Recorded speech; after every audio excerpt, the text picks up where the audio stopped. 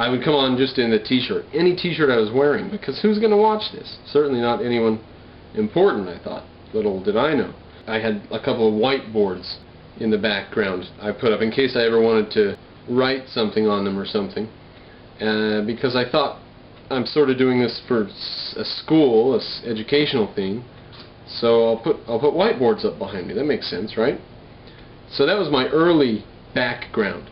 Later I decided to do the library as the background because that's more fitting of my character, Mr. Cropper. You would all think it a bit strange if I had as my background 190 different Barbies and teddy bears and stuffed toys, and then I came on in a suit and tie and talked about the U.S. wars of expansion or whatever it is. That would be strange, but for me to have a library behind me, you might expect that, maybe, depending on your view of my ideas. I used to just be closer to the books, and you could just see a couple of shelves behind me. One reason for that is that I put the whiteboards. I'd hang whiteboards on there when I needed to, like doing logic and stuff, and I'd take them off when I didn't need them, and so I was always close over there by the books. Another reason for that was because I just never realized that you could pull back and just look at the whole library. So once I realized that that's sort of a value hint for people, I've got books behind me, why not more books? And also Jeremy or PianioIsTheRemedy or Michael, most of them are named Michael. Pretty much everybody's named Michael. So Michael's like Jose in Spain, the Spanish world.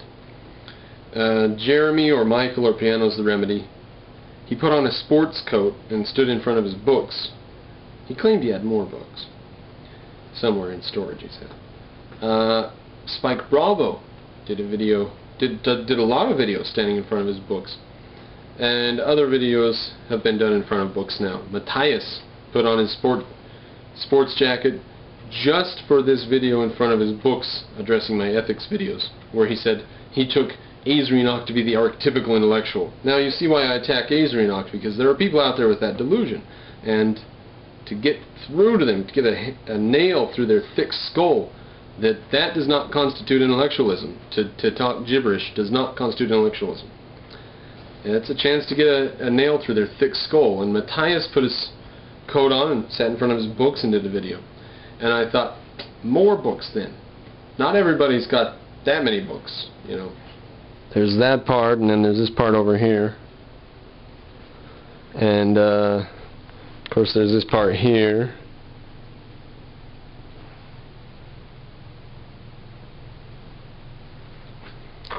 And all of those are non-fiction. Well, most of those are non-fiction. Here is the fiction section, awaiting the purchase of more bookshelves. The literature section used to have its own shelf space, but it had to digest. The library keeps growing. So Mr. Cropper is an integration around the values of objectivism, intellectualism, a serious attitude towards serious ideas, and an educational freak. An educational freak. This is a guy who has documentaries playing in the background while he walks around and cleans his house. This is a guy who watches documentaries 3 or 4 times through. Because you know how when you have the country song playing and you just don't listen to it, but sometimes you listen? You're in the car and you got music playing, and sometimes you're thinking about your shopping list tomorrow, and sometimes you go back and listen to the radio, then you change the radio because that's a boring song. I have documentaries or books on tape or educational videos, a playlist on YouTube, or speeches or something. All the time. All the time. That is my background noise. That's white noise for me. A freak. That's what this guy on YouTube is. And I've integrated him around that. He does videos. This guy, Mr. Cropper, does videos telling people to educate themselves and stuff. He's a freak. He's a total freak. He is an integration, conscious integration around the values that I find most important. I presented him there as the things which need to be said to the world before anything else I have to say needs to be said. And then I don't have too much else to say, besides the stuff that I'm trying to say as Mr. Cropper. Integrating things around. So I integrated, the whiteboards aren't as meaningful. Books are more meaningful to this character. I used to just do a t-shirt. Now it's a sports coat or a suit or sometimes a tie. But it's an issue of integration. It's the fact that I've integrated around a certain value. I've chosen a core set of values, and then I've said what's appropriate and what isn't. And I am not exactly perfect about this, you know. Like I said, it's an evolving character. Evolving more towards a certain direction, I think is getting better and better. Now, integration is the essence of personal identity, okay? Your sense of who you are when you say, I haven't found myself, I don't know who I am.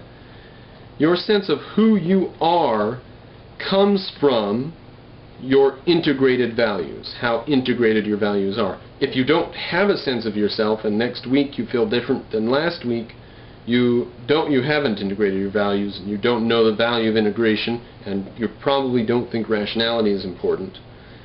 But integration is the essence of your personal identity.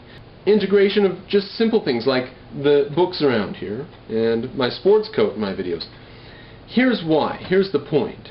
I would have loved to have gone online and typed in philosophy and found 700 videos by a total freak who has addressed everything from ancient Mesopotamia to the future, everything. In between, twice in some of his videos, he goes over stuff again. And he's got more videos to come. You know, he's there, he's active. I would have loved to find this guy. So I've created him painstakingly over a couple of years. Someone who I would have loved to find. I would have loved to find a guy who wears a suit. He talks for hours, video after video after video. Pretty meaningful most of the time, and doesn't care if you don't like it. He doesn't care. You know, some people, they say, okay, I've got a lot of stuff to cover in this video, I'm going to talk really fast. Listen, buddy, do 2 videos. Do 3 videos. Do 50 videos. How's that? I recently posted my 50th capitalism video. And I've got, 15 or 20 more already taped on the computer, just got to edit them. So, if you've got more to say more. Say more.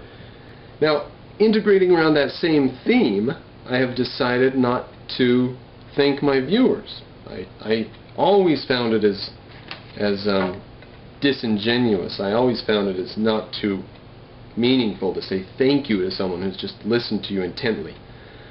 Why would you thank them? I just didn't get that. Except as just inane politeness.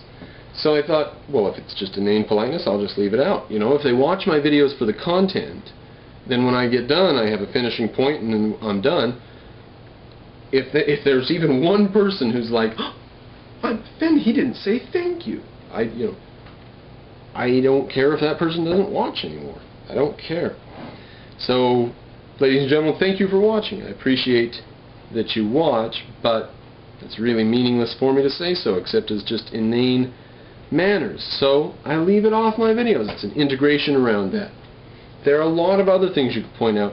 The cats are not an integration. They are part of my videos because I have them on my bookshelves. They live on my bookshelves.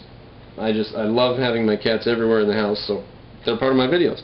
They are not essential to Mr. Cropper. Books are essential to Mr. Cropper. The cats aren't. So they are an exception to my statement that Mr. Cropper is an integrated identity. Now, integration as the essence of personal identity is the name of a course done by Leonard Peacock. This is 3 hours, 21 minutes. It's 4 CD set. Pretty darn good. That'll tell you it'll tell you how and why to go about this. You'll like yourself more when you're done with this if you integrate consciously. You know, some people say, what kind of haircut am I going to have? I settled on this because I don't have to comb it or mess with it. But people who get a purple mohawk because they're trying to find themselves, that is outrageous. You know what I mean? Do you know what I mean? I mean, who are you if that's who you are?